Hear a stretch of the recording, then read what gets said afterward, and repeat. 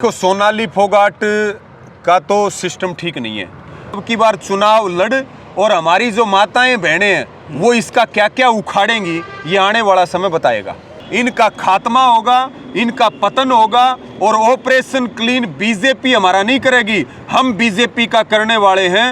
नमस्कार, मैं चिराग सचदेवा आप सभी लोगों का स्वागत करता हूं आप सभी के अपने चैनल में जिसका नाम है गुफ्तगू।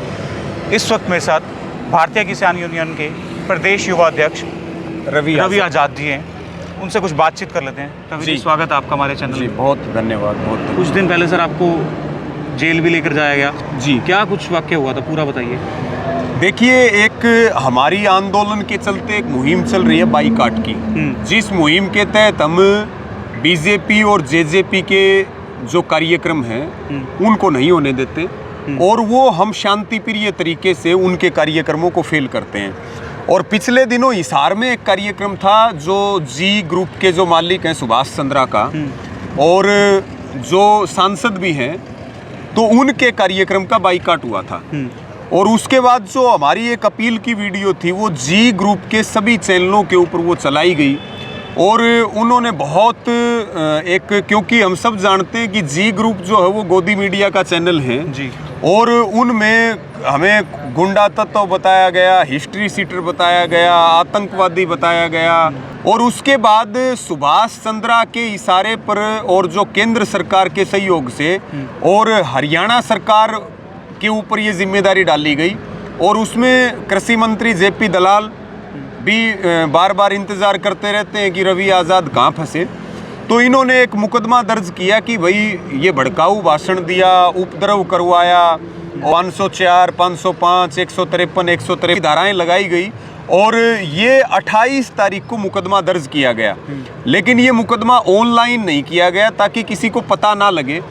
और वो एक सुनसान सी जगह थी, बैल में एक पिलानी रोड पड़ता और वहाँ पर ये 15-20 मुलाजिम जो है वो खड़े थे और मेरी गाड़ी रुकवा करके और मुझे कहा कि भाई आपसे डीएसपी साहब मिलना चाहते हैं। तो मैंने कहा भाई चलो मैं चल पड़ता हूँ, डीएसपी मेरे से मिलना चाहते हैं। और मेरे को इन्होंने, ये बहल की बात है, भिवानी डिस्ट्रिक्ट में जो मेरा गांव है बहल जी, और मुझे अपनी गाड़ी में उन्होंने बैठा लिया, मेरी गाड़ी की चाबी ले ली और वो मुझे बहल पुलिस स्टेशन लेकर के नहीं गए, गाड़ी में बैठते ही मेरा मोबाइल ले लिया।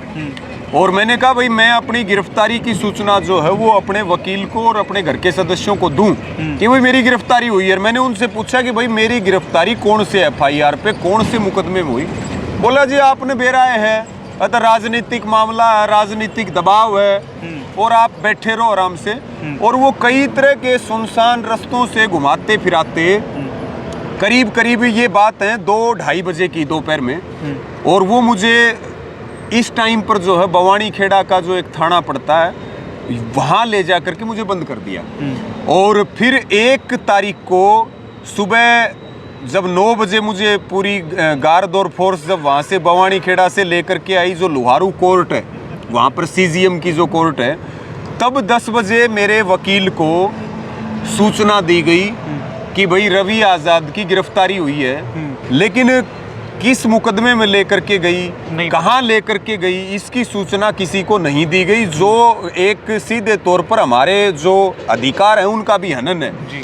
और फिर मुझे कोर्ट में पेश किया गया, खुद डीएसपी इसकी पैरवी कर रहे थे और कई तरह के मेरे वीडियो, सोशल मीडिया के वीडियो साथ लगाए गए, मोबाइल, गाड़ी, ये सब चीज़ें जब्त कर ली गई और मुझे वहाँ से जो है भिवानी की जेल में भेज दिया गया। मेरी बेल जो है वो उसके ऊपर उस दिन सुनवाई नहीं हुई 1 तारीख को, और 2 तारीख को जो है वो बेल रिजेक्ट हुई और मैं भिवानी जेल में 1 तारीख को चला गया। 1 दिन तो मैं थाने में रहा भवानी खेड़ा हवालात में, और फिर 1 से लेकर के और फिर 7 तारीख तक मैं भिवानी की जेल में रहा। और उसके बाद सेशन जज से मुझे 7 तारीख को बेल मिली जी। तो आपको कहीं लगता है कि सरकार ने अपना पूरी पावर लगा दी, पूरा जोश लगा दिया आपके लिए जी? आप उनको कहीं डर था किसी चीज़ का? देखिए, सरकार जब कहते हैं कि विनाश काले विपरीत बुद्धि, आज हम अपनी ज़मीन को बचाने के लिए, अपने ज़मीर को बचाने के लिए और देश के लोकतंत्र को बचाने के लिए, संविधान को बचाने के लिए लड़ाई लड़ रहे।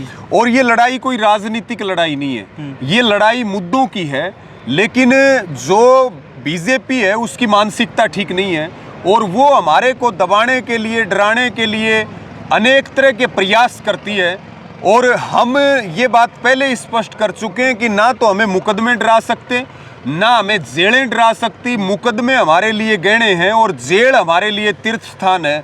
तुम जितना हमें सताओगे, जितना दबाओगे, हम दुगनी ताकत के साथ बाहर आकर के और जनता को जगाने वाले हैं। हमने कोई क्राइम नहीं कर रखा, हमने कोई टेररिस्ट की एक्टिविटी में हम शामिल नहीं हैं। हम हकों की लड़ाई लड़ने वाले लोग हैं। हमें कुछ समय के लिए तो बंद रखा जा सकता, लेकिन लंबे समय तक बंद नहीं रखा जा सकता, क्योंकि हमें न्यायपालिका के ऊपर पूरा भरोसा है। बार बार मुझे कोर्टों के चक्कर कटवाए जा रहे, बार बार जो हमारे सोशल मीडिया के जितने अकाउंट्स थे उनके साथ भी छेड़छाड़ हुई, गाड़ी के भी जो है आरसी वगैरह उन्होंने गुम कर दी। कहने का मतलब ये है कि सरकार के पास जितनी ताकत थी वो लगाई, लेकिन सांच को आंच नहीं है।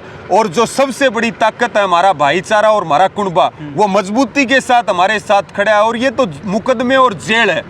अगर हकों की लड़ाई के लिए, आने वाली पीढ़ियों के लिए अगर फांसी भी हो जाए तो भी हम हंसते हंसते चढ़ेंगे, पीछे नहीं हटेंगे। भाईचारे की आपने बात करी जी। लोग तो इतना तक कहते हैं कि बीजेपी का काम था फूट डालो राज करो जी, लेकिन अब की बार ये हो गया कि फूट डालने के बजाय भाईचारा बढ़ा दिया जी। पहला सवाल जी। दूसरा सवाल ये है, एक वायरल हो रहा है मैसेज क्लीन दिल्ली को लेकर, दिल्ली क्लीन करेंगे, दिल्ली क्लीन करेंगे, उसको लेकर के आप क्या कहना चाहेंगे?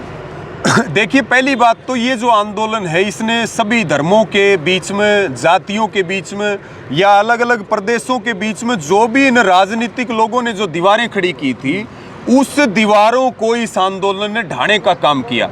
आज आप देखिए, सारे वर्ग, सारी जातियां, सारे प्रदेश और सारे धर्म एक मंच पर आकर के, सारे किसान संगठन, सारे किसान नेता एक मंच पर आकर के लड़ाई लड़ रहे। और ये ऐतिहासिक आंदोलन बन चुका और ये पूरी दुनिया में एक उदाहरण है, पूरी दुनिया में एक नजीर पेश कर रहा। और दूसरी जो बात आपने करी ऑपरेशन क्लीन की, ऑपरेशन क्लीन ये आंदोलन भगवान चला रहा, ये आंदोलन प्रकृति की ताकत चला रही, जो सच्चाई की ताकत है उससे आंदोलन चल रहा।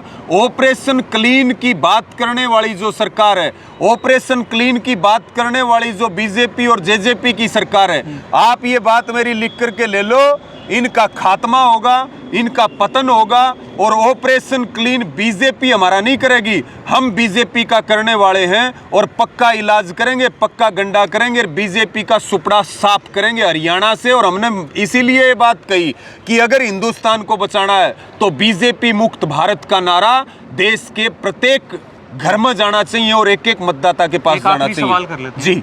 भाजपा की कार्यकर्ता है आदमपुर हल्का से सोनाली फोगाट जी, पिछले दिनों जो हमारे दुष्यंत चौटाला डिप्टी सीएम हरियाणा के, वो आए हिसार में, वो अपने प्रोग्राम करने आए थे। वहाँ काफ़ी लोगों ने बहिष्कार भी किया, उनका विरोध भी किया, लेकिन उन्होंने कहा कि आपने क्या कर लिया, किसानों ने क्या उखाड़ लिया आपने? वो आए, अपना प्रोग्राम करके चले गए।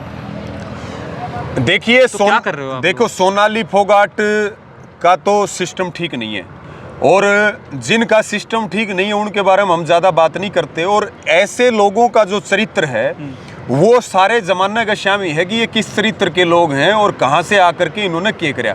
और जो बेशरम हैं और जिनके संस्कारों में डिफेक्ट है वो क्या बोल दें और क्या कह दें।